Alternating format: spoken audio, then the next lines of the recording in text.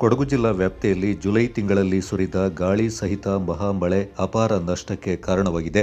ಒಂದು ತಿಂಗಳು ಸುರಿದ ಭಾರೀ ಮಳೆಯಿಂದಾಗಿ ಬತ್ತಿ ಹೋಗಿದ್ದ ಕೆರೆ, ನದಿ, ಜಲಾಶಯಗಳನ್ನು ಭರ್ತಿ ಮಾಡಿ ಸಂತಸ ಮೂಡಿಸಿದರೆ, ಮತ್ತೊಂದೆಡೆ ಸಾರ್ವಜನಿಕ ಆಸ್ತಿಪಾಸ್ತಿ, ಕೃಷಿ ಕ್ಷೇತ್ರಕ್ಕೆ ಹಾನಿ ಉಂಟಾಗಿದೆ. ಜಿಲ್ಲೆಯ ಮಡಿಕೇರಿ, ವಿರಾಜಪೇಟೆ, ಸೋಮವಾರಪೇಟೆ, ಕುಶಾಲನಗರ ಮತ್ತು ಪೊನ್ನಂಪೇಟೆ ತಾಲೂಕು ಸೇರಿದಂತೆ ಇಡೀ ಜಿಲ್ಲೆಯೇ ಮಳೆಯಿಂದ ಸಂಕಷ್ಟಕ್ಕೆ ಒಳಗಾಗಿತ್ತು.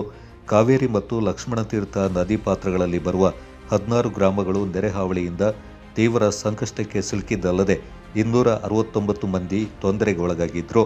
ಜಿಲ್ಲಾ ವ್ಯಾಪ್ತಿಯ 13 ಕಡೆಗಳಲ್ಲಿ ಗುಡ್ಡ ಕುಸಿತಗಳು ಸಂಭವಿಸಿದ್ರೆ 20 ಕಡೆಗಳಲ್ಲಿ ಬರೆ ಕುಸಿತದ ಘಟನೆ ನಡೆದಿದೆ.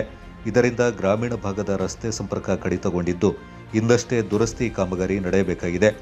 ಭಾರೀ ಪ್ರಮಾಣದ ಗಾಳಿ ಮಳೆಯಿಂದಾಗಿ ಜಿಲ್ಲಾ ವ್ಯಾಪ್ತಿಯಲ್ಲಿ 19 ಮನೆಗಳು ಸಂಪೂರ್ಣವಾಗಿ ಕುಸಿದು ಹಾನಿ ಸಂಭವಿಸಿದರೆ 50 ಮನೆಗಳು ಗಂಭೀರ ಸ್ವರೂಪದಲ್ಲಿ ಕುಸಿದು ಬಿದ್ದಿದೆ.